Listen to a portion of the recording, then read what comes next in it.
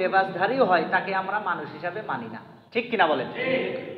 আবু জেহেলকে যদি এখন আমাকে মানুষ হিসাবে মানতে হয়, সাইবা উতবাকে যদি মানুষ হিসাবে মানতে হয়, ফেরাউন্নাকে যদি মানুষ হিসাবে মানতে হয়, আবু লাহাবকে যদি মানুষ হিসাবে মানতে হয়, তাহলে হযরত উমর, হযরত আলী, হযরত আবু বকর এদেরকে কি হিসাবে ধরবেন? তা আবু জেহেলের মতো ক্যাটাগরির মানুষকে মানুষ হিসাবে ধরবো কেন আমি?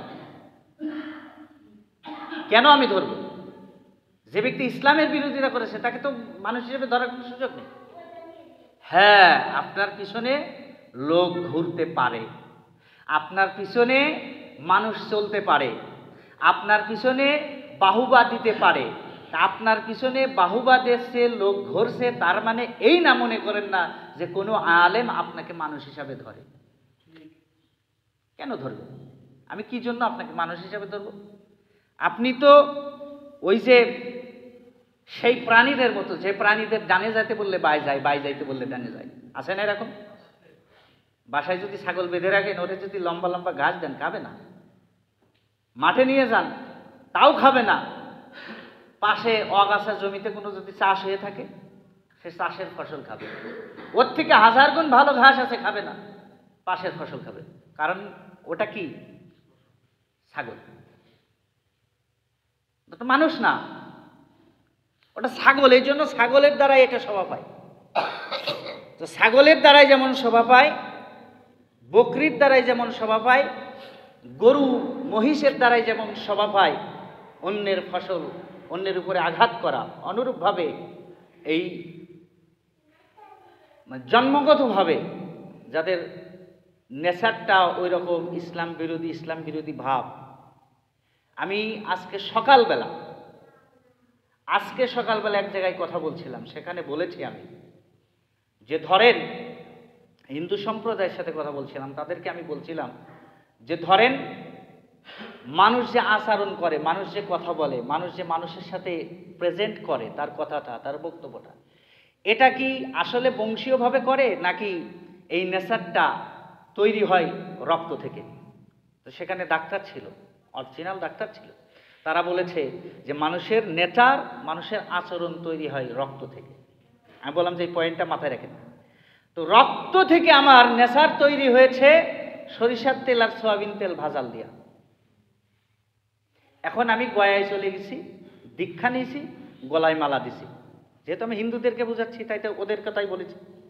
তো গয়ায় গেলাম, দীক্ষা নিয়ে আসলাম, গুরু ধরলাম, গলায় মালা দিলাম, কিন্তু আমার রক্তের ভিতরে কিন্তু সোয়াবিন আর সরিষা মিশানো ভাব আছে নাকি নাই? আমি গয়ায় গেছি এই জন্য কি আমার রক্ত চেঞ্জ হয়েছে? রক্ত চেঞ্জ হয়েছে। তাহলে মালা আমি কেন দিছি? মালা এই কারণেই দিছি যাতে করে এখন আমি আরো বেশি করে সোয়াবিন আর সরিষা মিশাইতে পারি। মালা আমি এই কারণে দিছি যাতে করে সরিষার তেল, সোয়াবিন তেল আরো বেশি করে মিশাইতে পারি। বিশ্বাস করেন, আমার নেচারের মধ্যে যদি চুরি চুরি ভাব থাকে, আমার বিলাট যদি চুরি করার দিকে আকৃষ্ট থাকে, চুরি চুরি আকর্ষণ থাকে, এই মসজিদের ইমামতি 12 বছর না, 12 যুগ করার পরেও আমার ওই চুরি করা ভাব থাকবে। কথা কি বুঝাইতে পারলাম? কারণ আমি যে পোশাকটা পরেছি এটা আমার শরীরের বাইরের অংশটাকে সাজাইছি, কিন্তু আমার আচরণটা হয়েছে ব্লাড থেকে। তো ব্লাডটা চেঞ্জ করা সম্ভব না। একটা মানুষের টোটাল ব্লাড ফেলে দিয়ে নতুন ব্লাড ঢোকানো সম্ভব? ব্লাড ঢোকানো সম্ভব না। তো ইসলাম বিরোধী, কোরআন বিরোধী, যে কোরআন আল্লাহ তাআলা বলছেন যে নাযালা আলাইকাল কিতাবা বিল হক, সত্য সহ কোরআন দিয়েছে, অথচ দেখা যায় এই কোরআনের কথা বললে কিছু কিছু লোকের গায়ে জ্বালা বাঁধে, ঠিক কিনা বলেন? ওরা মনে করে যে এই আয়াতটা বুঝি আমার জন্যই নাজিল হয়েছে, আমার বিরোধিতা করার জন্য নাজিল হয়েছে, এই আয়াতটা বুঝি আমার দলের বিরুদ্ধে বলছে। আরে ভাই, আপনার দলের বিরুদ্ধে বলবে কেন? এই আয়াতটা তো আল্লাহ তাআলা নাজিল করেছেন। আবু জেহেল কি কি কাজ করেছে আল্লাহ তাআলা কোরআনে বলেননি? বলেছেন।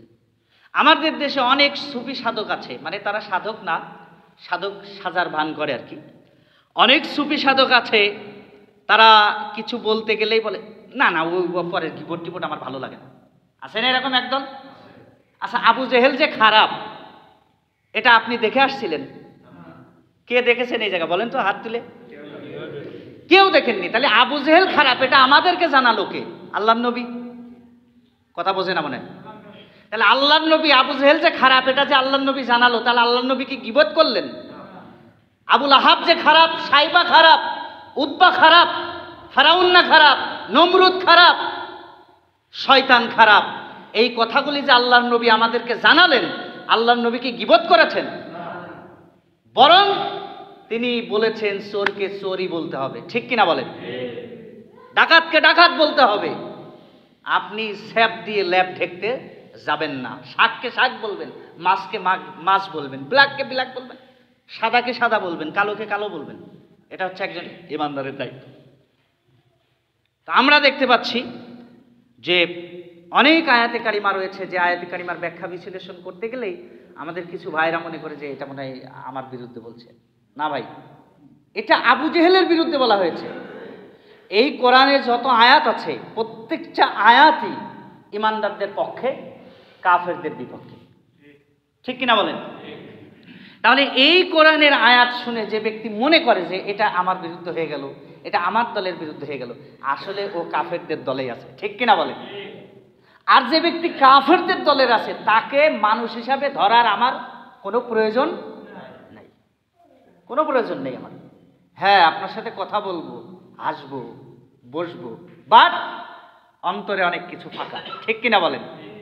কারণ আল্লাহর নবী ওই যে সাইবা, উতবা, মুগিরা এদের সাথে কিন্তু অত অঙ্গরঙ্গভাবে মেশে নাই, যতভাবে মিশেছে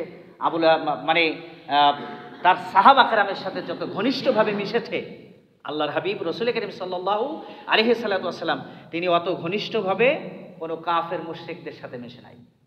তবে এমনি স্বাভাবিক তার সম্পর্ক ছিল, স্বাভাবিক সম্পর্ক ছিল। আমি একটি উদাহরণ দিয়ে আমি আলোচনার মোড় নেব। আউযু বিল্লাহি মিনাশ শাইতানির রাজীম। বিসমিল্লাহির রহমানির রহিম।